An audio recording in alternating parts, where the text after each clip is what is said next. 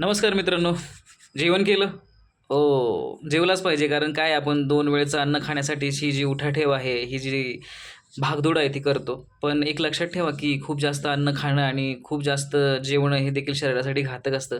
तुम्ही सकाळ, दुपार, संध्याकाळ फक्त जेवताय आणि तुमचं पोट जे आहे ते सतत हे भरलेलं असतं. पण इथे एक गोष्ट अशी आहे, की आपण समजून घेतलं पाहिजे, की आपल्या शरीरामध्ये हे जे चयापचयाची क्रिया आहे ती कशा पद्धतीने काम करते. ज्यावेळेस तुम्ही अन्न खाता त्यावेळेस तुमचं जे शरीर आहे त्या अन्नाचं जे ब्रेकडाऊन आहे ते सुरू करतं आणि आपल्या ज्या अन्नातून जे ग्लुकोज तयार होतं, ते ग्लुकोज जे आहे ते आपल्या लिव्हरमध्ये स्टोअर होतं. तर त्या ग्लुकोजचं ग्लायकोजनमध्ये कन्व्हर्जन होऊन जे लिव्हर आहे ते आपल्या मध्ये ते स्टोअर करून ठेवतं आणि ज्यावेळेस आपली बॉडी रेस्ट पोझिशनमध्ये असते किंवा आपण ज्यावेळेस काही खात नाही, त्यावेळेस ते जे ग्लायकोजन आहे, ते ग्लायकोजन परत ग्लुकोजच्या रूपामध्ये येऊन नाही का, तुमच्या शरीरामध्ये ते वापर होतं. तर तुम्ही म्हणाल की अ, कशासाठी त्याचा वापर होत असेल? तर जे तुमचं ब्रेन आहे, तुमचं सबकॉन्शियस माइंड आहे, तुमची किडनी आहे, तुमचं नाही का, म्हणजे तुमच्या शरीरामध्ये फुफ्फुस आहेत, तर ही सदा सर्व काळ तुम्ही जन्मापासून मरेपर्यंत ही चालूच असतात.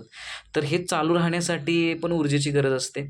आपलं शरीर जे आहे ते वेल फंक्शन होण्यासाठी पण आपल्याला ऊर्जेची गरज असते आणि ती ऊर्जा जी आहे ती ग्लुकोजच्या माध्यमातून आपल्याला मिळते. सगळ्यात जास्त ग्लुकोज जे आहे ते आपलं हे जे ब्रेन आहे, त्या ब्रेनला लागतं. पण इथं विषय असा आहे, की तुम्ही सातत्याने खात राहिला आणि ते खाणं जे आहे ते थांबवलं नाही आणि खूप जास्त प्रमाणामध्ये ग्लुकोजचं ग्लायकोजनमध्ये कन्व्हर्जन होऊन ते लिव्हरमध्ये स्टोअर झालं, तर तुमचं इन्सुलिनचं इम्बॅलन्स होणार आणि तुम्हाला भविष्यामध्ये डायबिटीज होण्याची खूप जास्त शक्यता आहे आणि ह्याच्यापासून जर वाचायचं असेल तर खूप सारे गोष्टी आहेत. तुम्ही फास्ट म्हणजे उपवास देखील करू शकता किंवा एक वेळचं अन्न काही काळासाठी थोड्या बहुत प्रमाणामध्ये स्किप करू शकता.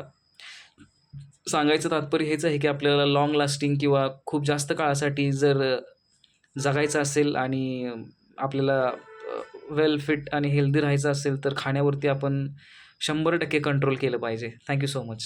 आय होप सो तुम्हाला हे आवडलं असेल.